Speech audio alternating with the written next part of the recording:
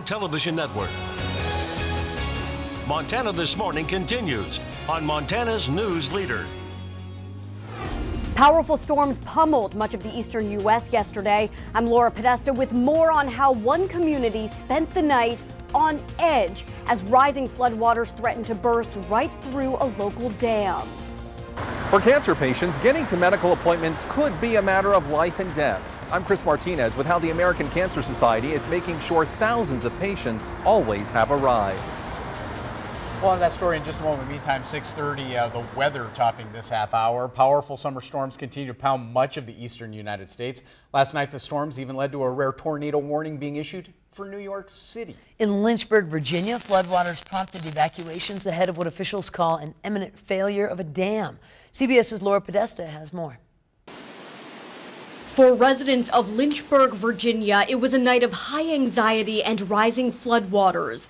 After days of severe storms, the College Lake Dam north of the city is said to be in danger of failing. The news prompted the area to be evacuated last night. Our rescue boats here, and they have been searching around the apartments, as you can see behind me, and they have right now, my latest count, they've gotten about 10 people out. So, and they're still getting some more folks out. Authorities are closely monitoring the dam for any sign of structural failure. Fears that it would collapse came at the end of a day in which as much as 6 inches of rain fell in the area. The dam isn't the only danger. There could be storm drain covers that are off. You know, there could be any number of hazards. The road could have washed away. You just don't know. The National Weather Service has confirmed that a tornado touched down about 70 miles northeast of Lynchburg in Charlottesville. It toppled trees and damaged the roof of a high school. Fortunately, no one was injured. Laura Podesta, CBS News, New York. Now, if the Lynchburg Dam were to fail, parts of the city would be swamped by a 17-foot wall of water for at least 7 minutes. Unbelievable. Unbelievable. Unbelievable. So we'll continue to monitor that. More updates coming at 7 o'clock on CBS This Morning. That's right. We're not seeing that kind of weather, fortunately, around here, Carson. It doesn't look like we're going to see it anytime soon. Yeah, I mean, when Matt Elwell leaves, I mean, we have all sorts of wildfires in the west, and then dams are breaking in the east. But, right. I mean, our weather is relatively nice compared to what they're dealing with. For sure. So, yeah, it's an interesting combination. This was sent in from Cynthia. We had a little bit of haze in the skies, and you can sort of see it there with the sun trying to go through those clouds there, and then that's over the Gallatin River. So a beautiful shot. And with a lot of smoke over the last couple of days, we're watching our air quality very carefully over Bozeman, Butte, Dillon, and West Yellowstone, all at moderate this morning. But, you know, certainly we're going to have to watch very carefully for that. And our fire danger here, we're certainly not out of the woods yet for this fire season. Through midnight Saturday, we do have a red flag warning out for the majority of the state, so we're going to have to watch that very carefully. Dry thunderstorms and gusty winds could enhance that fire danger. Bozeman planner temperatures in the 50s to start out, but we will struggle to get out of the 70s today with a few afternoon showers and thunderstorms possible. And then Butte, a little bit of haze there on our iCam shot. 45 is the current reading, and then highs will be in the upper 70s. We'll talk a little more about that fire risk and what our weekend rain chances are looking like. That's all coming up in Montana This Morning. Chet and Missy.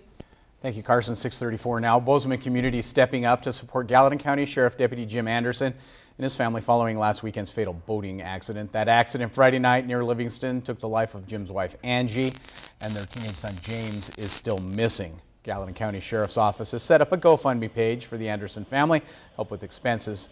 Yesterday, Montana State President Waded Cruzado said Anderson's daughter, Nicole, has been gifted a full 4-year tuition, including room and board at MSU, where she will start as a freshman this fall. Meanwhile, in Park County, the search continues for James with the help of law enforcement and volunteers literally from across the state of Montana. And we do have a link for that GoFundMe on our websites, KBZK and KXLF.com. And the city of Bozeman has come up with a special term for the August 6th throughout the 9th, planning this week. MTN's Badaris Bab reports on how residents' opinions are playing a part. The state legislature calls it a growth policy. We find that is kind of an unusual term, so we really prefer the community plan. That's how we reference it. Makes more sense for most people, including us. Senior city planner Tom Rogers says Bozeman has not updated its current community plan or growth policy since 2009. Much has changed since then. We are the fastest growing micropolitan area in the country.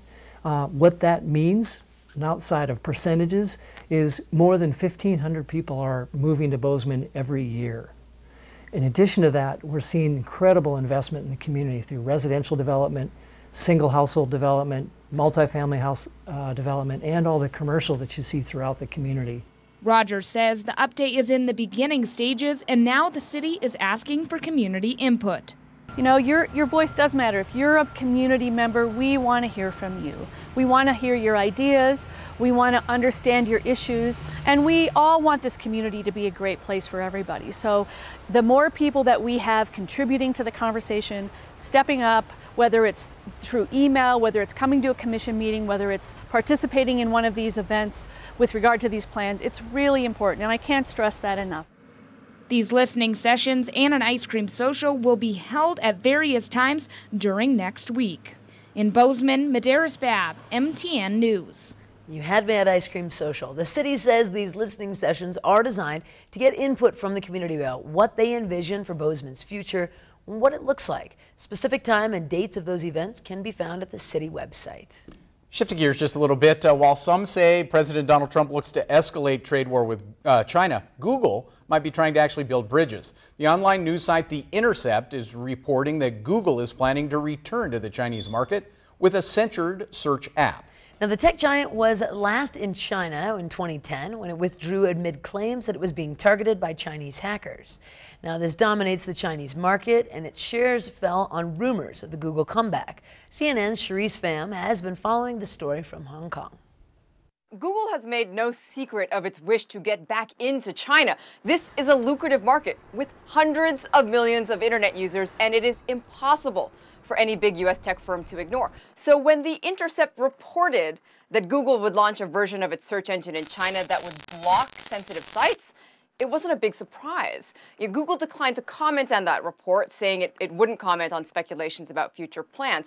But if it does bring a censored version of its search engine to China, it wouldn't be the first time. Google launched a Chinese language version of its search engine back in 2006, one that complied with Beijing's strict censorship laws. It gave users filtered search results, but it still told users when information was removed from results. Now, I talked to a tech executive who was with Google when it launched in China, and he said, look, we were reminding people in China every single day that they were looking at filtered results, that the world was not what it seemed. Still, critics back then and now accused Google of compromising on its stance of a free and open internet in return for access to China's big market. Now, after a hacking attack, Google left China in 2010, saying it was no longer going to censor search results. And its main products, like YouTube and Gmail, they've also been blocked for almost a decade. But a few years ago, Google's parent company Alphabet changed its motto from "Don't be evil" to "Do the right thing." And from a business perspective, getting back into China is the right thing for Google. Advertising is still Google's main source of revenue, and 1 billion potential users, that's hard to ignore. But critics and human rights groups are already accusing Google of bending to China's will, saying the China of today is much more restricted than the China of 2006.